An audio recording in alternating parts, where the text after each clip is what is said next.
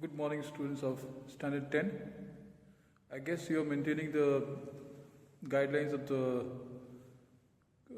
the COVID, the pandemic. We'll continue with the last topic, perhaps the last topic of your entire ICSE syllabus, and this is string manipulation, or we call it as string handling. Okay. So let's discuss about it in detail. So string manipulation, we start with the topics, that is the definition, that is string as a literal, string as a data type, string as a as a class. Then we'll proceed on to the functions like the length, caret, substring, replace, concat, trim, index of, to uppercase, to lowercase, equals, ignore case, and compare to functions. Of course, there are two more functions that we will be doing it. I'll mention it at the end. Okay. As the time permits, we will continue with these functions, and if it is beyond the limit, we will carry forward to the next class. So today let us begin with the definition. First, the definition of the string. Now, what is a string basically? A string is a collection or a group of characters.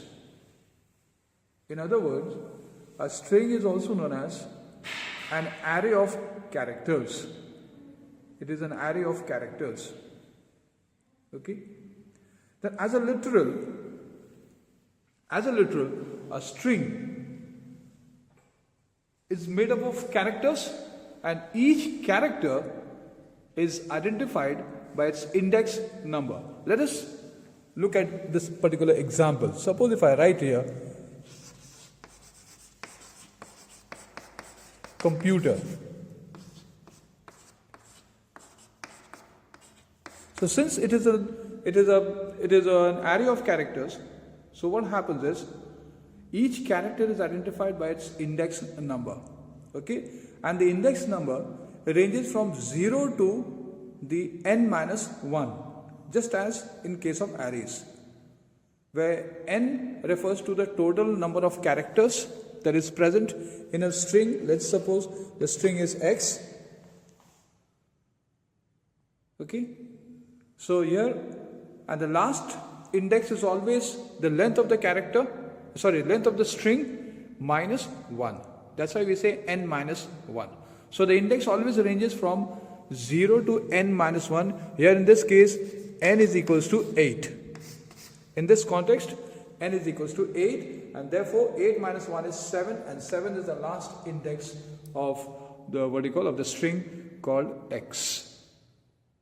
So these characters can be easily extracted, okay, can be taken out one by one, maintaining its identity, or without even reducing it. So when we, just as in case of numbers, what happens is when we extract the digit, the number gets reduced. Whereas in this case, what happens, we extract the characters, the string remains as it is. And that's why, I'll come down to it, why a string is called an immutable class. So as a class, I'll be discussing about this. So now let's move on to the data type. So as a data type, how will you recognize a string? Remember, a string is neither primitive type nor non-primitive type. Okay? However, at times it behaves as both primitive as well as non-primitive type. Remember that. A string is neither primitive nor non-primitive. However, it behaves as both primitive as well as non-primitive type. Now, how it is? How does it behave as a primitive type? Let's understand using primitive type. As a primitive type, let's take an example. String x is equals to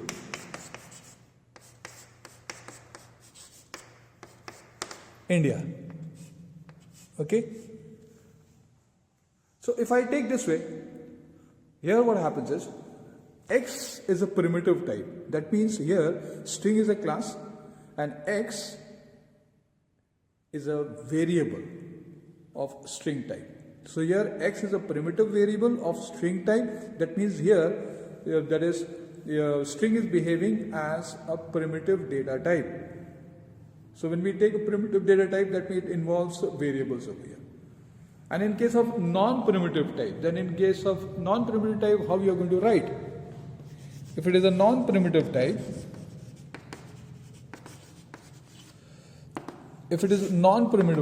then in that case we write the same thing can be written this way.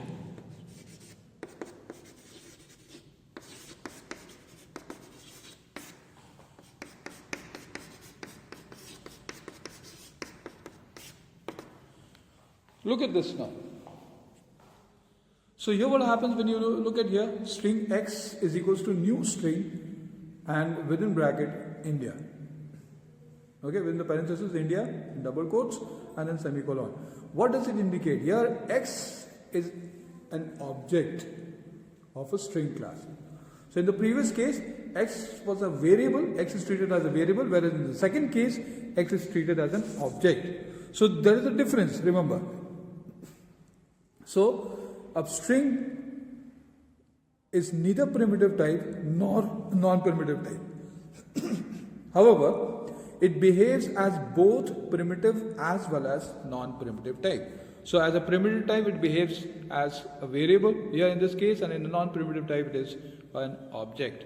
So this is how we differentiate, okay, between a primitive and non-primitive type with regard to string. So as I said just now, the string as a literal is an it is a group or a collection or an array of characters where each character is identified by its index number that ranges from 0 to n minus 1, where n refers to the total number of characters present in a given string. Like in this case, the total number of characters will be 5.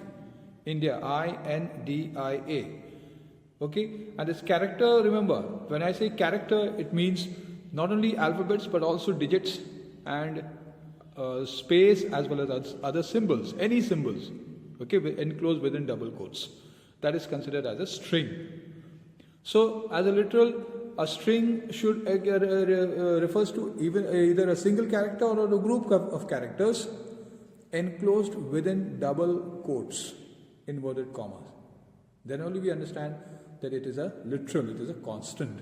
So as a data type, string is neither primitive nor non-primitive type. However, it behaves as both, at times it behaves as both primitive as well as non-primitive type.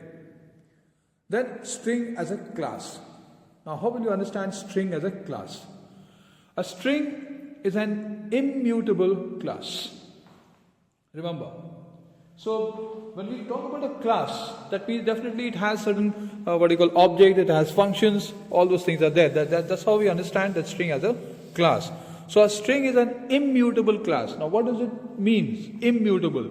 That means an object once created, an object of a string class once created cannot be brought to changes. Cannot be brought to changes. And that's the reason that we say that a string is an immutable class. Immutable. I-M-M-U-T-A-B-L-E. You have studied cell mutation in biology. So mutation refers to the changes. That's why what happens, a string is an immutable class. That means whose objects once created cannot be brought to changes, cannot be subjected to changes, and that's the reason we call it as an immutable class. Okay, so I hope you have understood the definition of string as a literal, as a data type, and as a class. We move on to the next one. So regarding the, since it is a class, obviously it has a lot of functions. Okay, so it has a lot of functions, and if you remember, in the arrays we have already studied about equals function, equals ignore case function, and compare to function. These three functions we have already done. Okay, so I'm not going to repeat this again. The equal function, you may refer to the videos that I have already complete that I have already done in in the chapter called arrays. So refer to those videos. You will be able to understand the equals ignore case and compare to functions specifically. Now let's move on to this one, that is the first function, that's called length. Okay. Now what is the definition of this? Length, it refers to that is the total number of characters present in a string. Total number of characters present in a string. It returns integer value. Always remember, it will always return an integer value. So what happens if I take the syntax of it? How to write the syntax? The syntax will be string variable equals to, okay, a string variable equals to the string dot length. Okay, that's a syntax. So example, if I take, like for example, if I say string x is equals to, say a simple word I'll take, that is India, and I'll store it into a variable called len is equals to x dot length, and then system dot println len. Okay, so the moment we write over here, I'll use full form for writing. So if I write it this way,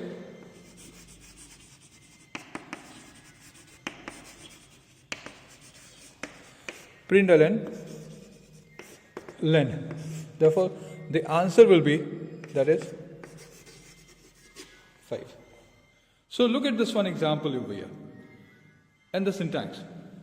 So here, as I said just now, that length is a function of a string class that returns an integer value and it counts the total number of characters present in a string. Remember, it refers to the total number of characters. It counts the total number of characters present in a given string. Example, I have taken string x is equals to India, and I have taken one variable where I have stored. As I said, it returns integer value, so I have taken an integer variable called len. So int len is equals to x dot length and system out of println len, and that gives you 5 as the answer. So please remember, this is what exactly that we have. Then we have the next one. Okay, the next I would like to tell you about this length only with a reference to length itself. That is, what is the difference between length and length with a parenthesis. Now what is the basic difference between the two? Okay, length here, it refers to an array. Number one refers to an array, and this is refers to a string or a function of string. Rather, we can say that it is a function of string. So it is a array statement, array keyword we can call it. It is a keyword that is used in array, whereas it is a string function. It is a function of string. Remember, the first difference is that length is a keyword present in an array, whereas, or a statement also you can say it's a statement present in an array, whereas the length is a method or a function present in a string. Then the second difference is it counts the total number of elements. Remember, it counts the total number of elements present in an array, whereas it counts the total number of characters. It counts the total number of characters present in a string. These are the two basic differences between length and the length function. Okay, so length is an array, or it's a keyword present in an array, whereas the length here is a function present in a string. And the second difference is that the length refers to the elements present in an array, whereas length function refers to the total number of characters present in a string. So this is what we have for today's session.